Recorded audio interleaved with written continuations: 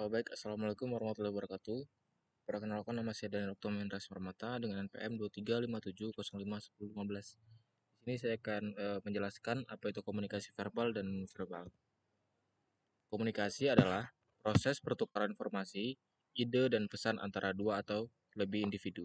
Komunikasi bisa dilakukan melalui berbagai cara, dan salah satu cara untuk mengklasifikasinya adalah berdasarkan medium yang digunakan, yaitu komunikasi verbal dan komunikasi non-verbal.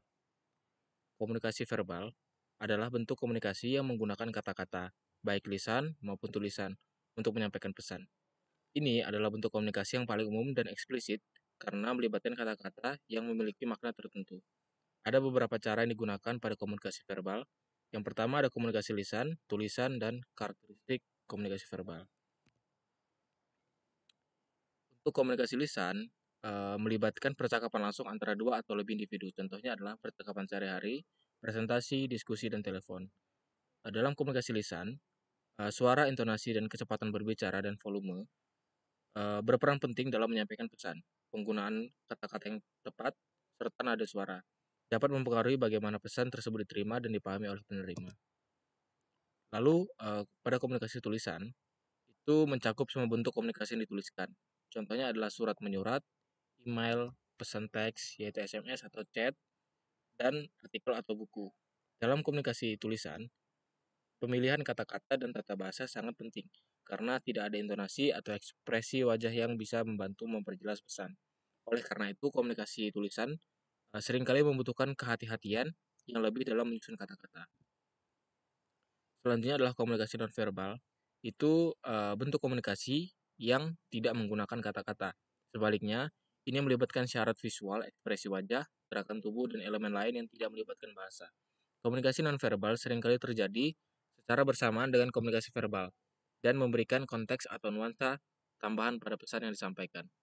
Dan ada beberapa komunikasi nonverbal yaitu bahasa tubuh atau body language, ekspresi wajah, kontak mata, sentuhan atau haptik, proxemic atau jarak fisik, dan paralinguistik.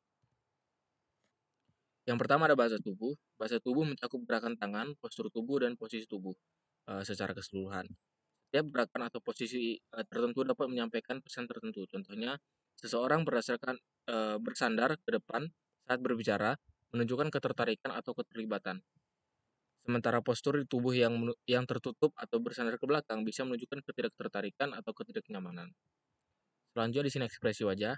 Ekspresi wajah ini merupakan salah satu bentuk komunikasi nonverbal yang paling kuat.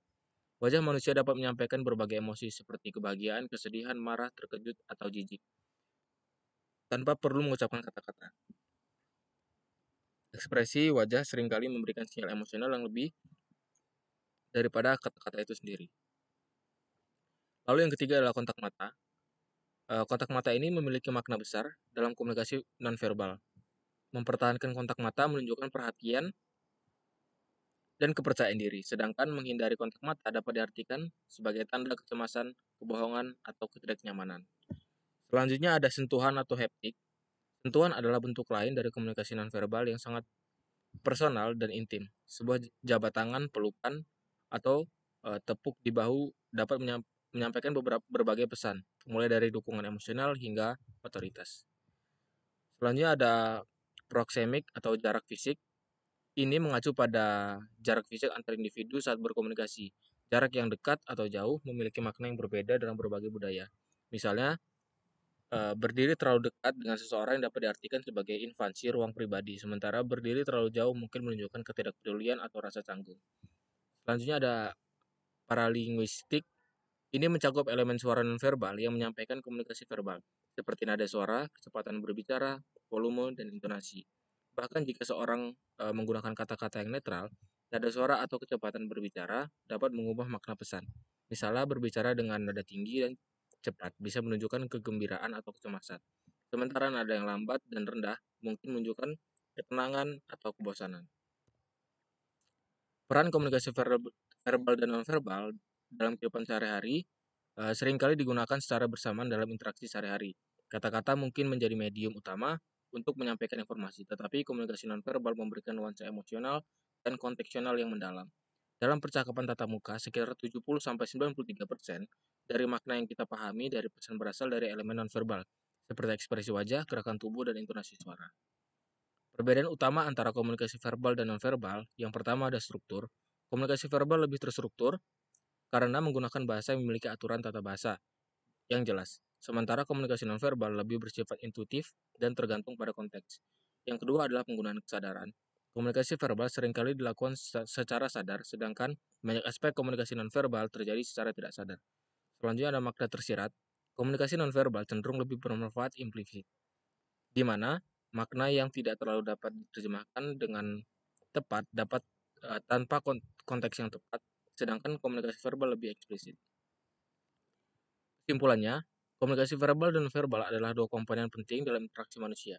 Sementara komunikasi verbal menggunakan bahasa untuk menyampaikan pesan secara langsung, komunikasi nonverbal menyampaikan makna tambahan yang seringkali memperkaya pesan verbal.